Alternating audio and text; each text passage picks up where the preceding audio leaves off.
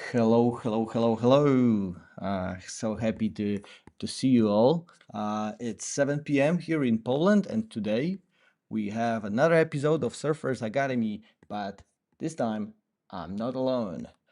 Please welcome Ethan Smith, CEO and founder of Graphite. Hello, Hello, hello. how are you doing, Good sir? to be here. Great. Oh, no sound. Who says no sound? Usually I say, can you hear me? Can you see me? Stuff like that. So hopefully we get the sound. I see we are supposed to do. How is everyone doing? What time is it there? What time is it there, Ethan? Oh, it's no sound from Ethan. That name is okay. It's Oop, not mute. sorry. Oh, yeah, there How it about is. now? Sorry about that. So It's 10 a.m. okay, early. How about you people? We already have almost 40 people on live. Where are you from? Oh, where are you from, Ethan? Tell me something about yourself. I grew up in Los Angeles at the beach, two blocks from the beach, and now I live in San Francisco. So I'm in Mission District in San Francisco. Always wanted to live here. Nice. It's hot in there, isn't it? It's not. It's actually always cold, and the hottest months in San Francisco is September and October. So Oh, it has a very unusual climate. It has a lot of fog that comes in from the ocean. oh, really? Because in Poland, winter is coming right now, and we are about to receive uh, almost 2 feet of snow in the mountain area. It's a little bit colder in Poland than San Francisco. Apparently. Today's topic is AI visibility optimization, obviously. And both of us, we brought some case studies, we brought some processes you can follow for your businesses. And we will start with Ethan's study to tell us a little bit more about how he and the team delivered the results for one of the greatest brands associated with design. Are you ready? Let's do it. Yeah, and Eddie, let me know if my sound is still not great, but hopefully it should be It's good. We just need your screen share. great. Let's do it. Done. Yeah, so I wanted to share a couple case studies. I wanted to share a Webflow case study and then a Rippling and Otter case study. And a bit about me. So our company's called Graphite, graphite.io, not to be confused with graphite.com, which is an engineering company. And work with a bunch of companies, Webflow, Notion, Rippling, Calm, and we try to, as much as possible, do experiments and do analysis and then feed that into what we recommend. I think everyone's early in answer engine optimization, so I have lots of case studies in SEO, but I don't have 50 case studies in answer engine optimization. But as we get learnings, we try to Quick evangelize them. question. Quick question. How would you say how is the resource allocated between doing R&D on new techniques versus actually working for a client? Probably 90-10. We have a 10-person AI and engineering team, and I personally spent a lot of my time doing analysis, but our team is 140 people. So, well, I would say the people who are doing consulting and who lead these projects, a lot of their time is spent doing analysis. So there's original analysis, like novel ideas, and then there's, if we're working with Webflow, we're going to, analyze what's working, what's not, and then experiment around that. So Yeah. there's like foundational experiment analysis, and then there's just being a good growth person means doing lots of experiments and lots of testing analysis. Obviously, doing a new audit for a new client, it always puts something to the surface that you never thought about, and then it maybe influence the future purchases for other customers. I think it works Yeah, like that. All yeah, it's right, probably like 60% building, 40% analysis for project work. make total sense. People tell us how much time do you spend on analysis versus optimization, and please carry on. Absolutely. Yeah, I'd be very curious. I think that people spend way too little on analysis and experimentation design, which is why so much of the work that they do doesn't work. So I definitely suggest doing a lot of analysis. Okay, so speaking of analysis, reproducibility is important. So a common problem with SEO is I tried something once and this thing happened, and I think I know why that happened, and I assume that that's true forever. But in proper academic research, reproducibility matters. So you need the finding over and over again.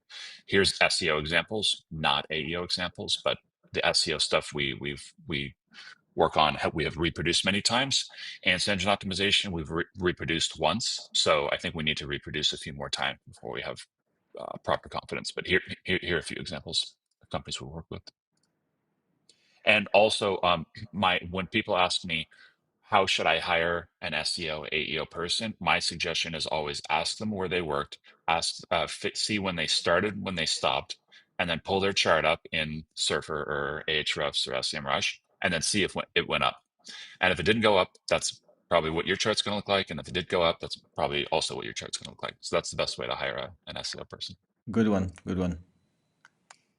Okay, so the channel is growing a lot. It's 100% year over year increase. ChatGPT and all the LLMs. I have new data on this, but across all the LLMs, it's like plus or minus 100% year over year. Interestingly, Google is flat. So Google is down 0.09% year over year. So it's essentially flat. And what we're seeing is that LLMs are not taking market share, it's incremental.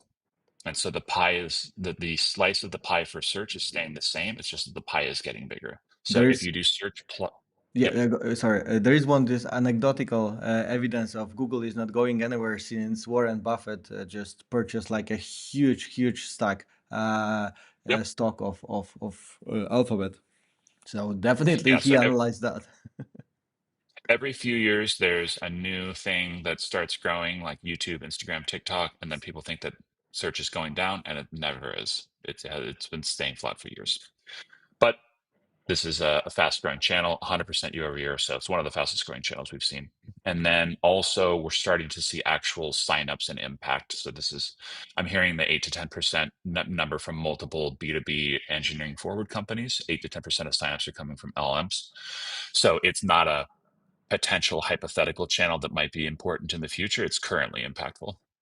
And then we also see that the traffic is really well qualified, so the conversion rates tend to be higher. I think part of that selection bias, and then because early adopters are using chat, and then probably also chat's building intent more, but we do see that the traffic is higher quality. Okay, so then I think probably most people on this call know this, but when you ask an LLM a question, it of course it thinks that my name is Daniela, but it did a search and then it's summarizing the search results. So this answer is largely a summarization of these, or at least this answer probably. So there's the core model and there's the RAG piece. The core model is next word prediction and like reasoning and planning and things like that. And then there's the RAG piece. So the RAG piece would be summarize a list of things. So you'll see here, this is all just a summarization actually. The decision matrix probably came from the core model, like what should matter. But the list of recommendations is a summarization of these search results, and you'll see that here where Webflow is number one, and that's because they found Wikipedia and they found this other site here that mentioned them, and then they saw Wikipedia there. Squarespace, Tech Radar mentioned them, therefore they show up. So the more times you get mentioned in the citations, the better. And many questions start with a search, and their search engine works very similar to Bing, works very similar to Google. They're not the same results, but the technology is similar. So SEO much of SEO applies for answer engine optimization. Yeah, I can also see And that classic SEO stuff like covering all the clusters, so all of these fan out queries can find you wherever you want, like every area around the given topic, like a tool for the designer, and then we will have these fan out queries widening the area of search basically. So then, if you are doing good SEO, focus on the topical authority and basically cover these, then you will be always the source. So more or less, we can apply a lot of SEO techniques to be as effective in SEO as in AI search optimization. yep, for sure. And then the the strategies for SEO apply to AEO, as you said. So one of them is topics. And let me get this here. So in SEO, a topic is a cluster of many questions. Or sorry, a topic is a cluster of many keywords, and then the same is true for engine optimization. So project management software, that one page is going to be targeting probably hundreds of thousands of different keywords. The same is true for chat, which you can see here. Many different ways to ask the same kind of question. One page can answer all of these questions.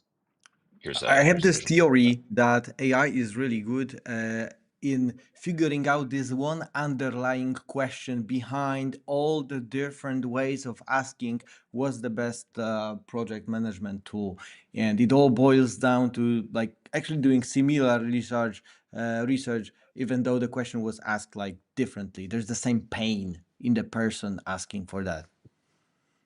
Yeah, and you'll see that actually, let's do this on Perplexity. When you ask a question here, it will get transformed into a keyword, and you'll see that right here. So you'll see reviewed 18. Yeah, you'll see it transform the question into keywords, and these keywords are essentially the canonical keywords, as you noted. So if you have many different keywords here, there's a canonical. There's like a center point of that group of keywords, as you said, and probably they know that. And then question over here gets mapped to canonical center question of topic group. That, and then I think also then it gets transformed into a search version of that, which is what you'll see here. So this is essentially what Perplexity is mapping the question, the center keywords are maps or transformations of this question. I'm wondering why do they ask like these three almost identical questions? I assume they have almost identical SERPs, so most likely they find the same documents. So a retrieval is basically the same for all of these three keywords. I'm wondering, uh, I'm wondering why they do this. Any thoughts on that? Yeah, I think that it's not actually a single center. It's a few different parts of the center, and it's guessing what those three different things are because the Mm-hmm. center is probably not telling the full story. Yeah. So I think that it's an attempt to guess what the center might be. And let me show you this here. This is another example with Website Builder. So let's say that we did this by volume and Squarespace. So, how do you find the center? Well, you could sort by search volume. Squarespace is the center, but that's not a good center. Website Builder is the center. It's probably also not really a good center. And so you can think of this as like a graph algorithm problem where you have all these different nodes and clusters and things like that. And so there's not necessarily a center to a graph. There's probably a few different subclusters. And so then those fans were attempts to look at the clusters within the keyword cluster, like the subclusters. Yeah, makes sense. And you'll see some themes here. So here we do traffic. So best church website builder. Interesting. Mm-hmm. So like types of websites, competitors, easy and attributes, easy, best, top, affordable. So those are like attributes of builders. Then there's for particular use case, like for small businesses, for churches, then there's like functionality for SEO, for AEO, for Question for the people. People may be interested. We have a lot of SEOs trying to manipulate results here. Do you think that putting the optimize. different Optimize. We never yeah, yeah, manipulate. yeah. I'm on the dark side. So basically, I just back from Chunk My SEO, and it's a community that is doing a lot of gray hat, let's say.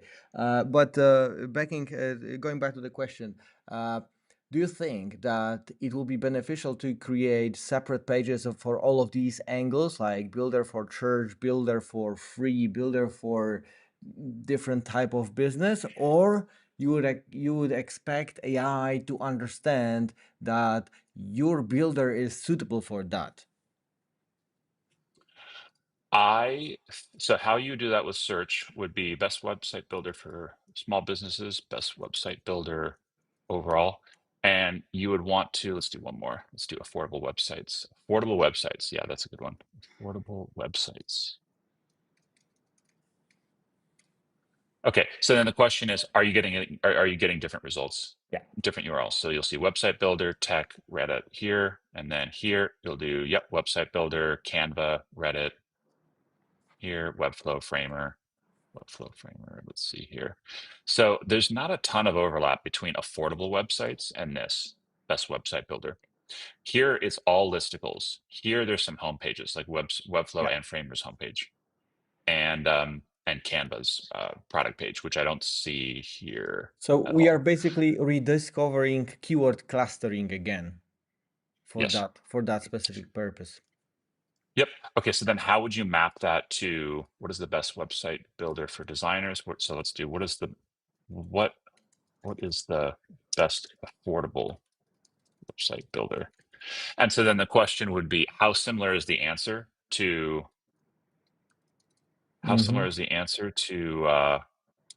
and how similar are the citations?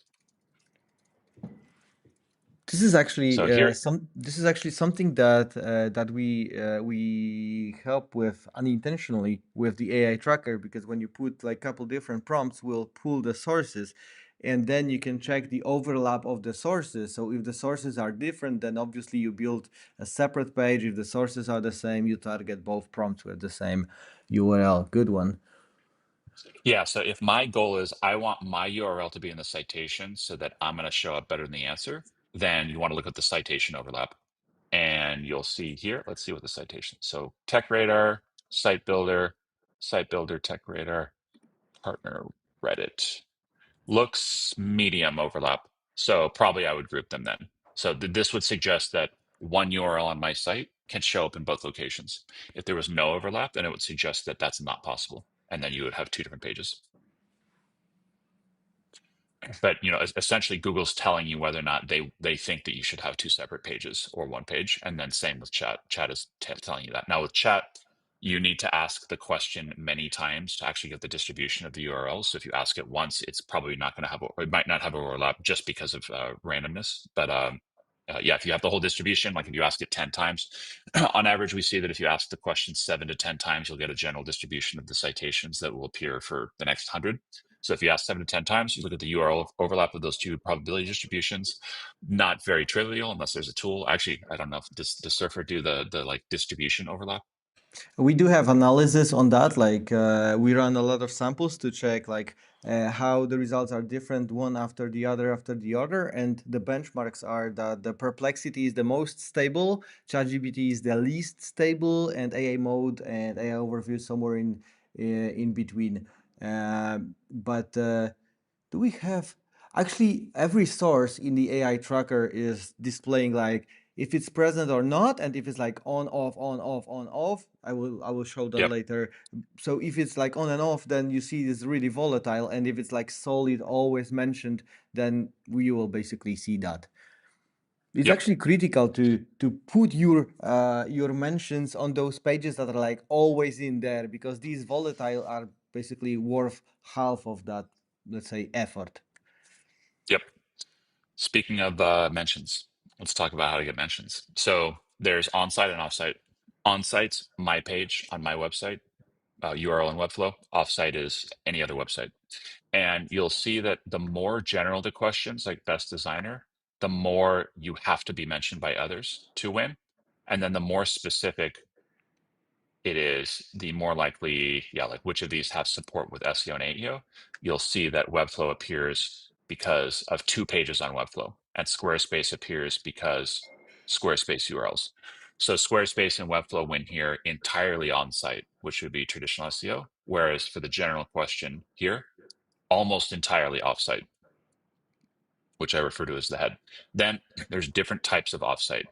It depends on your category and your prompts, which ones matter. So my suggestion would be take the prompts you want to win, put them in a tool, look at the top cited domains, and then build strategies for that. This might be very different for commerce, but for here it's listicles, YouTube, Reddit, and or sorry, affiliates, YouTube, Reddit, Zapier, G2. That's what's feeding this. And so then you would have a strategy for each individual one. So here we see this is one of them, which is an affiliate site. Maybe we might receive a commission. I'm not sure. It's possible, but you could pay them to. I don't know if Webflow paid them, but clearly you could pay them to show up. Reddit's tough. So we've played around with Reddit, and my general suggestion with Reddit is to be a real person and to uh, post useful comments and to not sell your stuff, which sounds simple, but it's not what comes naturally to black hat growth SEO AEO people. We always want to break things and do things we're not supposed to do. So we try to create 100%. accounts, and that's how we were born. You can And even so buy old accounts that are like with karma points, so you can then use that karma to spam. So obviously, SEOs are shooting in their foot way too often. yeah, and I do think you can do that. So the strategy would be buy an old Reddit account from someone with a lot of karma points and then impersonate them long term and then show up to something here and say, actually, I think Webflow is really great.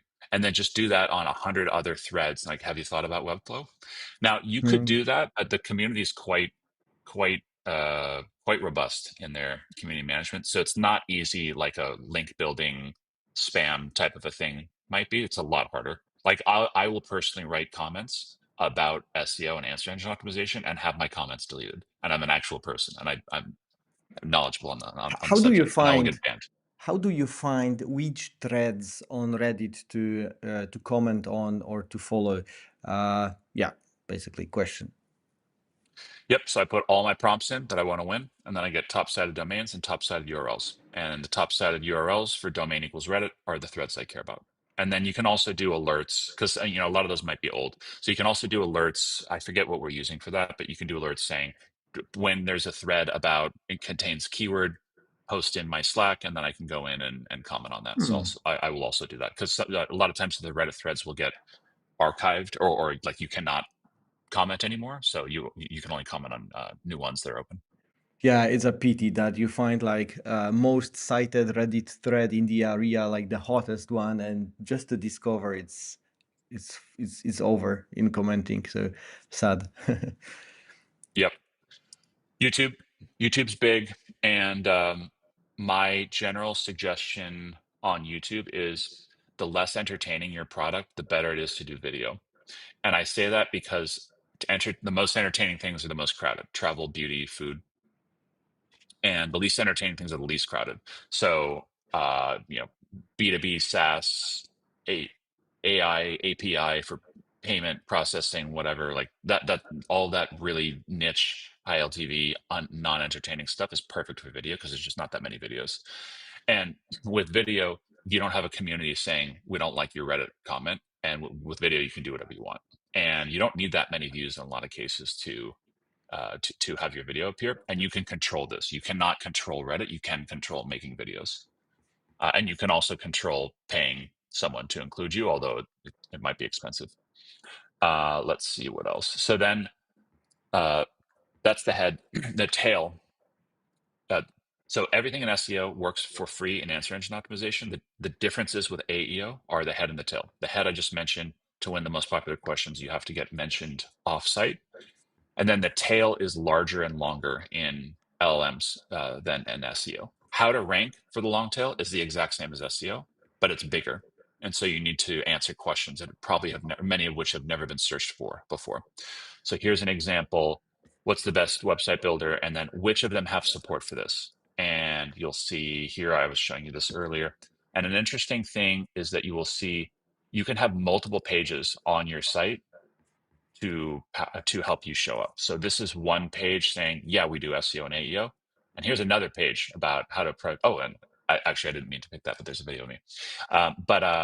So then Squarespace, interestingly, has, I think they have 5 pages. So you'll see they have what does Squarespace do for SEO, then a checklist, then tools, which includes SEO as a tool, then a help center page, and then a how-to thing. So here, yeah, like this is the help center, and then this is let me find this here. I would love Yeah. to see which was presented how many times, so I can understand that. Okay, I need to focus on this product page because it's like 80% of the times if I'm here is the product page, then another 15% is this documentation, and the rest is like really rare occasion, like one off or something. That would be nice to know. So Yeah, then and we you're can saying that, focus on which type to produce first, right? yeah, so like if I haven't done anything, what's the stack rank list? And I need 5 pages. What's the stack rank list of the page types, right? Mm-hmm. Yeah, and I think that you could do the same thing. You can go ahead. Sources is basically the setup that tells us what type of content we need to have. Is I'm kind of sometimes thinking really we are getting back to like 5, 6 years ago where we were just reverse engineering what type of content is ranking now cited. So we create same but better, and then we break into the game, kind of. Yep.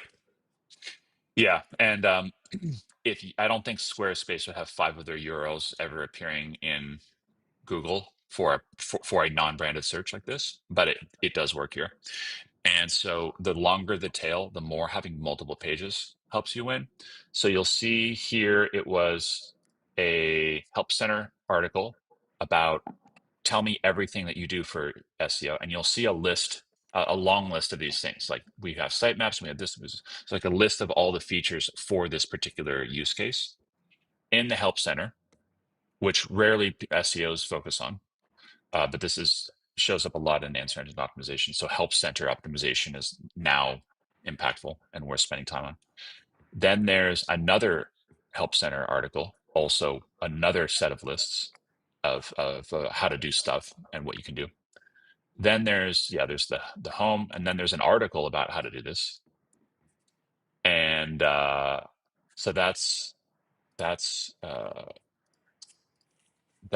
one. And I want to show you one more. So let me show you this. I have Rippling and Otter. Let's do this. Oops. 1, 2, 3. We lost your screen share, and it's back. Great. Yep. New window. Lots of tabs. Okay. So Of course. this is an interesting strategy. What's the best payroll management software? And ADP is a source, and ADP is part of the answer. And you will see, so ADP has 2 pages. They have a page saying, yes, we do this, feature page. And then they have a page which is a list of all of their competitors. So here are these other companies. Are they on the top of the list or no? Let me see here. ADP, of course, is the best overall. And Like a hats then off best Paychex, strategy to to start with. yes. Yep. Oh yeah, best. And then the runners up are the ones that we are the least competitive with. Of course, of course. Starting with the one that is definitely not bite you. Yep. Come on, it's like such obvious thing, and still a lot of people overlook and kind of, I would say, like even AI, they are shy of doing such a thing. But this is exactly what they are supposed to do, to push those that cannot treat you and put yourself on the top. That's it. Yep. Who are the best SEO tools? Let's do this, and then let's see who's linking. Looks like let's see here. But I think we'll see a bunch of tool companies with list of their competitors, which you will see. No, didn't. But it's common for these queries for a competitor to have a list of their competitors so that they have their listicles so that they appear. If I asked this 10 times, I would probably see that a few times. I hope Okay, so you that's, will see Surfer at some point because I didn't see well, it. there must be a There problem with must the be a algorithm. bug, an issue. Okay, so then this is another interesting strategy. I want a tool that has employee database management, payroll management, time and attendance tracking. This is a list of the features around the persona. So I'm a persona. I'm looking for a tool. I want these features. Here's this page. This might not get a lot of search volume, but it just gets a lot of question volume. And people will ask, how do I specially structure my information so that it's, in this format that the LLM can parse? I don't think you need to go crazy with it. I think that this is pretty easy for the LLM to parse its headers with the list of features, one, two, three, and then you're done. Yeah, it's for this deeper level of research of a company, like follow-up questions. Is it for me? Do they have this? Do they have that feature? Actually, Steve Todd has really, really great presentation on it in Chiang Mai, explaining that a second level, like tier two, tier three questions that are follow-up questions to the original one. And even though the search volume is like almost zero, it's like he called it like a deal breaker question. I need an HR thing that integrates with Slack. And one of these 20 features is Slack integration available. And then obviously AI can recommend it because it's not the deal breaker because they do have that feature. Yep. Yeah, I did this. Which of these have this feature and this feature and this feature and this feature and this feature? Interestingly, Rippling didn't show up. I was trying to cherry pick that for Rippling to show up, but Is the Gusto volatility, shows up. Is the volatility. Yeah, yeah, or there's a bug. But these URLs are on Gusto. Like all of these URLs are on Gusto, saying, yeah, we do this. We do time tracking. We do employee database management. We do payroll. We do PTO. Like we do all of this stuff. So there may or may not be tons of search volume, but there's a lot of questions about I want something that does this, this, and this use case, this feature, this attribute, this language, this region. And if you don't answer that, then it won't appear. So I can show you an example of that, which of these integrate integrate with Looker. So I wanted to record our sales calls and then chart who was in the call and what the sentiment was and things like that. And you'll see here and I don't know how many people are looking for this, but I was looking to chart my meetings. I think that probably a lot of people would want to do that, or like who's talking, what's the sentiment, was the the VP there, and uh, this says none of them directly do that. However, you actually can do that because Otter has a Zap integration where you can grab the meeting note, or you can grab the meeting and then zap it anywhere. You can zap it into BigQuery, and then you can chart that, which we're actually working on right now. But that doesn't exist on any. Not only does it not exist on Otter, it doesn't exist on any of these other tools. So none of these tools are saying we do this. So there's a use case that exists. I don't know how large it is, but there's a use case that exists without a retrievable answer. Happy to see the sources there because otherwise it will just say you can do it just to please you because you want to do it. So thank God it's citing sources, so it's not Yep. a hallucination, but the actual answer based on data. Yes, of course I can do that thing. Here, whatever you want. Yes, you're always correct. Obviously. I asked, I'll just finish this up, but I asked which integrate with Zoom, and you'll see that multiple pages on actually multiple pages on Otter and Zoom rank. So Otter integrates with Zoom, and Otter appears number one, and there's a page on Zoom, and there's a page on Otter. So this is Zoom's URL about Otter, and this is Otter's URL about Zoom, and another article about this. And so if I have, like, let's say that I'm a small company and I want to, and I am, like payroll, new payroll company, and I'm want to integrate with all these HR systems, I could then make an integration page with Rippling and Gusto and ADP, and then I could ping them and I could say, "Hey, I did a page about my integration with you. Would you please do one about me?" And then they will then do an integration about you. And now the big incumbents are linking to you, and now you're suddenly the best integration. So if you're small and you're integrating with large companies, try to do this one-to-one reciprocal integration page. And SEOs were really afraid about doing these reciprocating links, right? So like I link to you, you link to me, but to take over the AI area, like there's nothing to be ashamed of, since it's like a really legit technique to take over the real estate that's available in the SERPs. I mean SERPs. Yep, go for One it. other thing that you could do is if you want to compete with SEMrush, which of course you would never want to do that, but you could make a listicle about best SEO tools, and then you could say, "Hey, ClearScope, why don't you do a listicle?" And other company, why don't you also do a listicle? And let's all include each other. Yeah. And now all of our listicles then become like, I've never heard of SEMrush. What's that? 100%, 100%. This is like kind of, it's not spam. Uh, it's legit. Consensus. Yeah, yeah, It's yeah. it's, it's consensus building. What is consensus building? Let's break it down. Use two sentences to explain that. Well, I mean, the LLM, when you ask it what's the best tool for X, is trying to look for multiple citations saying a particular answer. And so the more the citations that say you, the more likely you are to be the answer. So if you have all these sites sort of combining together and we all say that we're the best, then we become the best. And the LLM says the consensus is it's Surfer, ClearScope, this company, not SEMrush. Now you're the Thank, best. thank you. Do you have anything else to share before we move to mine, like 10 minutes tops stuff? Over to you. All right. Absolutely.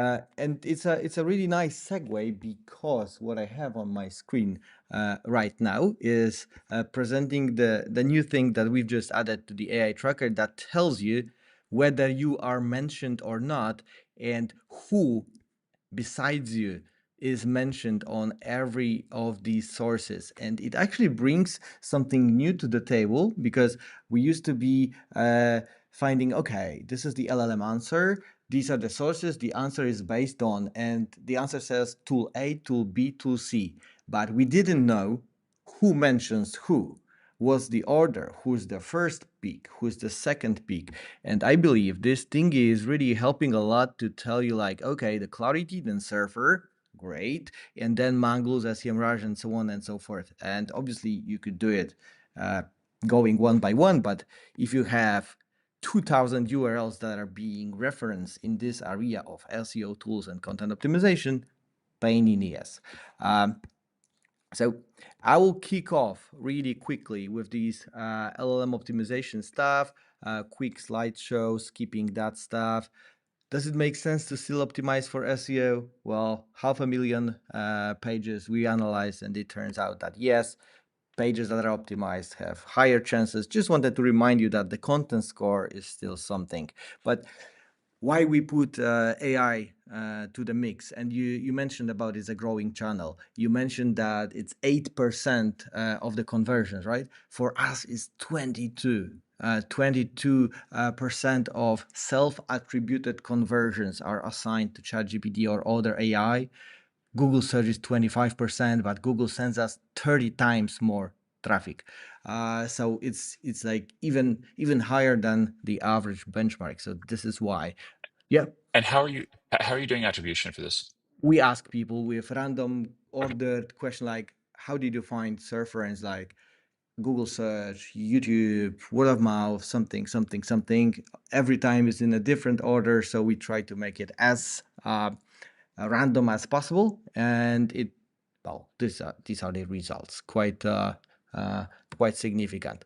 Reverse engineering, some ranking factors, you can find them, by the way, in our community, so I'll just tease you with that, but I wanted to show you on today's presentation, like building the visibility, like the ways you can build it, and how did we do it within Surfer's marketing team to get the results in specific areas. So there are basically two ways, and you said that already. Is either you are getting cited as the author, or you are the source. So like off page and on page. And by the way, feel free to jump into the discussion so we can elaborate more. We can maybe crush some ideas. Don't hesitate at all. Obviously, we should do both. So do the outreach, do the link building, citation building, brand reputation management, you name it. Plus, we need to write SEO optimized content and LLM optimized content. This is one of the examples.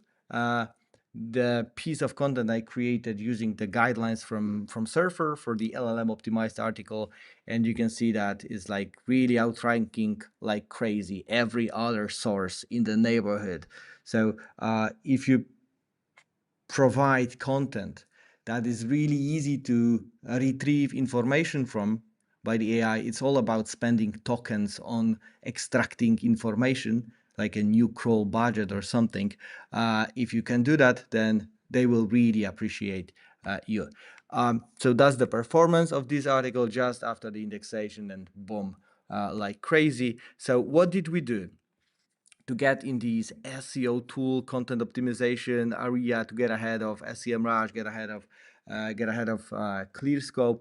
And I will show you in the AI tracker how it looks like, the visibility when we go to the dates like last 12 weeks, last 4 weeks. It's really, really stable top position.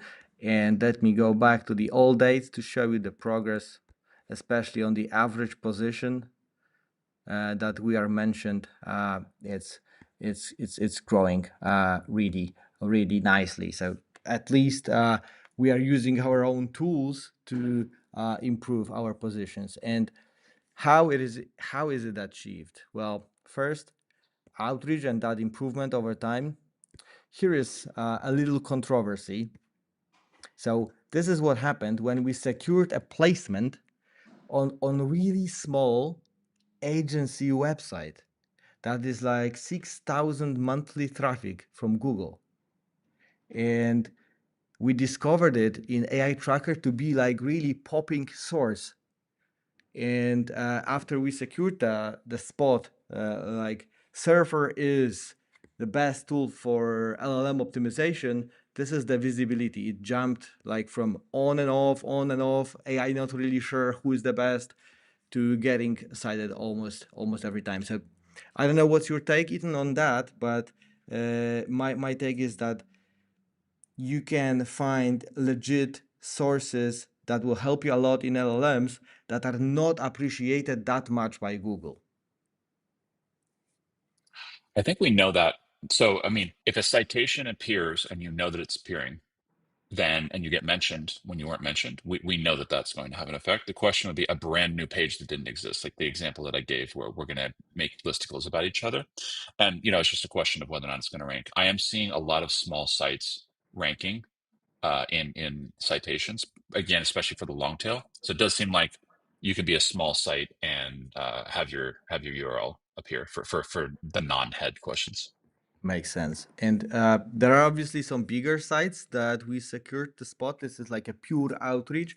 We saw that there is a list of tools, and we saw that within the sources, we see this Marketer Milk article being really, really frequently cited, like the third highest. So well, we did what SEOs do, like a classic stuff.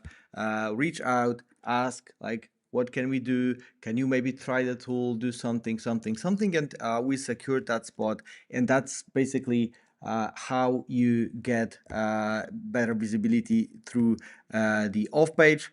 Here you can see, like, oh, at some point it was even like a second best frequently cited. Obviously, we did even more outreach, this time to HubSpot. So like 3 articles where we secured placements on the HubSpot website. But also there is this topical relevance I mentioned before. So for this AI landscape, we created best AI writing tools, best LLM optimization, and best AI SEO tools. And as you can see here, Surfer, here when I grouped by domain, it says like 44 URLs. Obviously, Reddit has like 265 threads that are cited, but well, the second biggest, the third biggest actually on the screen, it's ours. It's branded website that have 44 different URLs that AI decided to cite in this area. So LLM optimization, content optimization, SEO, content writing, and so on and so forth. So I would say there's no limit until you run out of original ideas. So thank you really for showing this clustering moment before, because it's basically whenever you find something that is unique, just go for it, and ideally create it in LLM optimized format, so AI can pick it up real quick. And by the way, since we are here, I want to pick your brain a little bit. How would you describe content that is easy for AI to understand and retrieve information? I haven't seen anything non-obvious other than, so let me show you. I have not seen that you Taking need to over the do some screen. sort of, Okay, hold on. yep. I will change the scene. All right, you got it. Yeah, I haven't seen you have to have some special markdown variation thing because that like it doesn't make sense, or like don't use JavaScript. The how I think about this is that ChatGPT, OpenAI has some of the most talented engineers in the world and is worth what, $500 billion. So they're going to be able to parse HTML and CSS and JavaScript. You don't need to like do special stuff to help them out. So what I'm generally seeing is do stuff like this, lists, easy to parse, bullet point headers. You could do questions. You don't need to overly load questions, and do schema. I'm definitely seeing that. The third thing that you saw with Atlas is they said, I want you to mark up your forms and your buttons. And I don't think Atlas is used a lot yet, but essentially they're saying, I want to be able to do conversions on your website without sending a user there. Hmm. And that I think you will need to, probably a lot of forms and buttons are not specially set up to be consumed by the LMs. So that would be the main thing coming that I think you might need to do. And then there's also some of these native integrations with Zillow and a few others, these apps, Shopify, where you would do some sort of data feed. Those would be two new things, but I'm not seeing anything else that's like a weird special LLM specific formatting. A little controversy I can drop. You can agree or disagree, but to me, first is like a engagement writing is really obsolete when you target AI because there's no engagement stuff because behavioral signals do not appear when LLM is reading your content. Behavioral signals happen in ChatGPT where you are reading the summary. So if there is a way to skip uh, and maybe provide information in clearer way without anecdote, without a joke, without something that will keep you interested in reading as a human, I would say that it can be an advantage in AI search. I'm curious, what do you think? Possibly. So let's break that down. Best website builder. So let's say that I am Webflow and I want to win.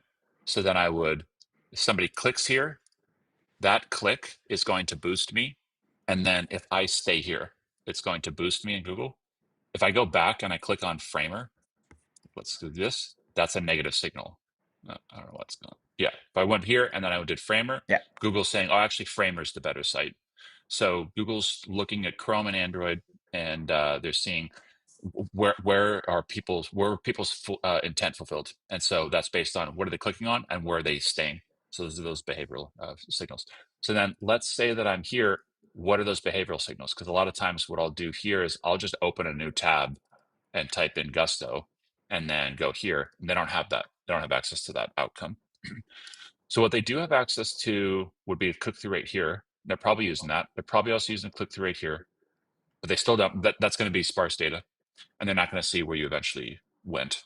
However, I think a key reason why they made Atlas is for that outcome data. So I think eventually that they'll have that. But anyway, so they don't have that. There's not a lot of clicks here. So then your comment would be, well, how do I optimize this page to perform the best? Remove everything other than conversion stuffs, like remove introductions and the story about you for the recipe example, remove the history of the recipe and your childhood, just go straight into the Yeah, to the recipe. point. Yeah, I think what I would say is make your page have a high conversion rate generally. So it's not necessarily a removal of badness. It's just make it very, very conversion friendly. So this page here, for example, maybe for LLMs, I might have this whole top area be a whole conversion area with a primary action button, like get the thing.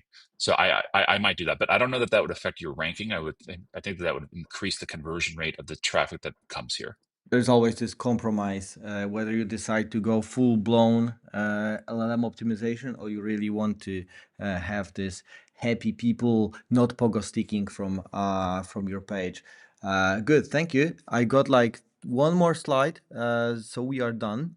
And I wanted to show you something that we are cooking literally right now, and it's sped up after coming back from Chiang Mai.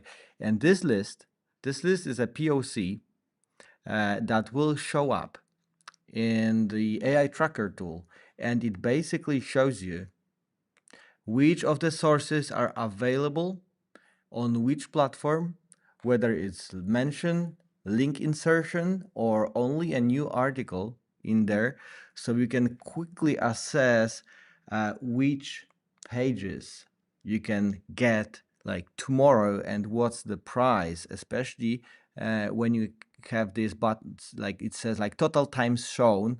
It's quick and dirty POC, but it basically tells you like this site was cited 31 times. Its price is 375, and this one is like 38 times but 700.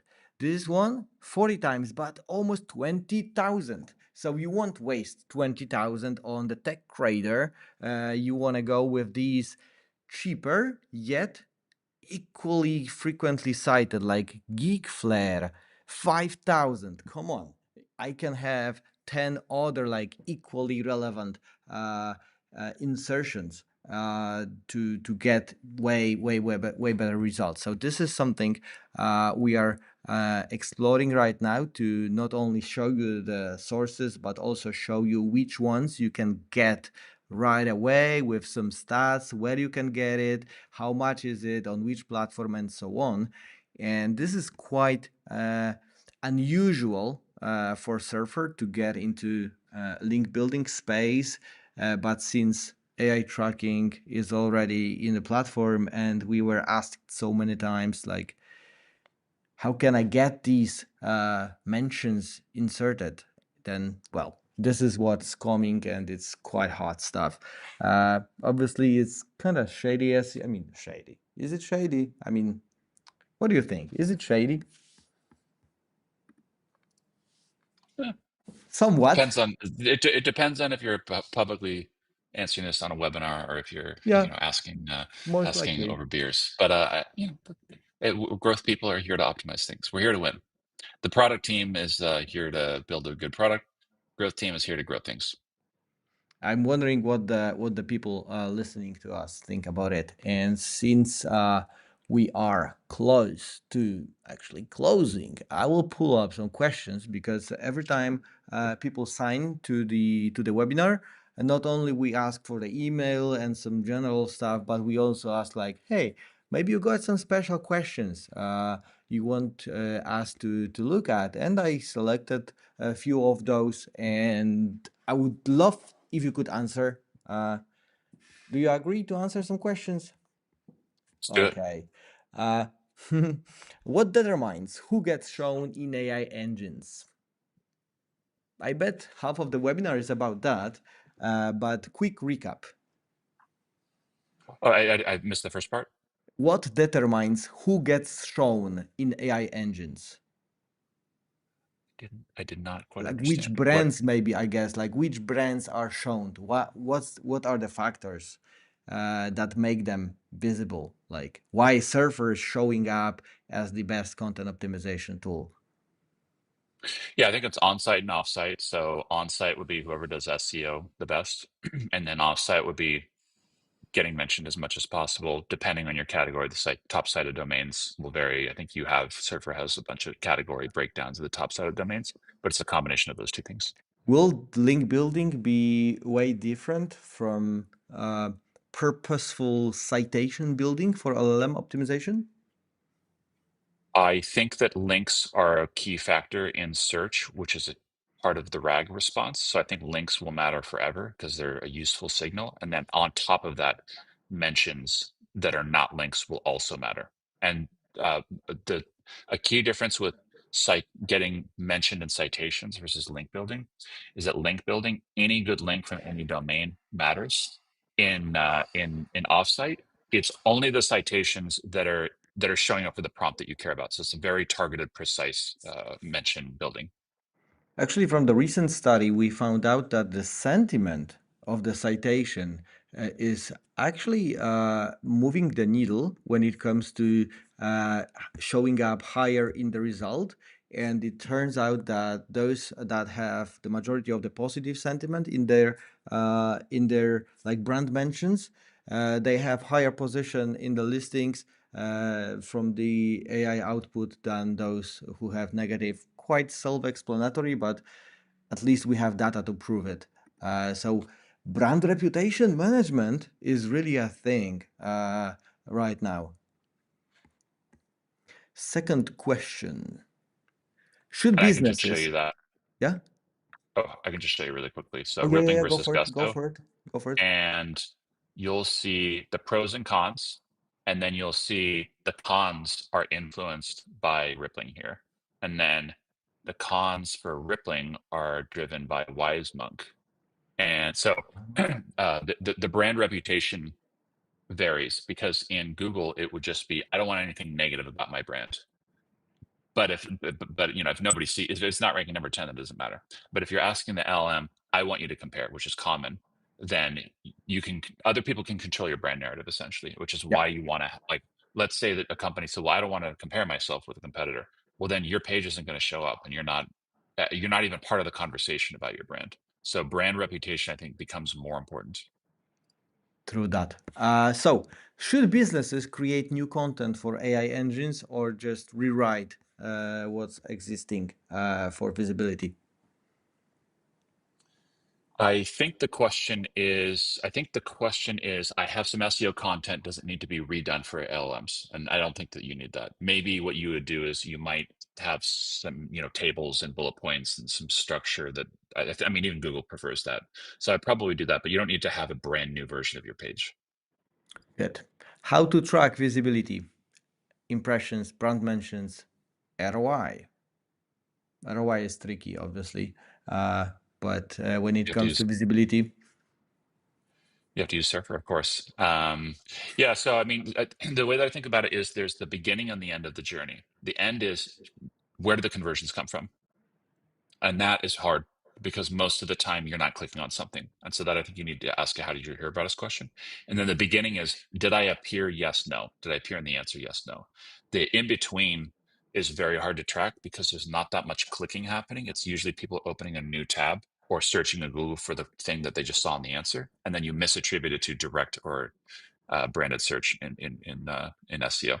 So you need to track the beginning, and then you don't know the volume of the prompt. So you have to say, well, I think maybe the prompt volume might be this based on panel data, which is directionally accurate, but like who knows what the absolute number there is. So I think you need to do these two different things, which is, am I appearing for the prompts that I think probably people are searching for with I think maybe a certain volume?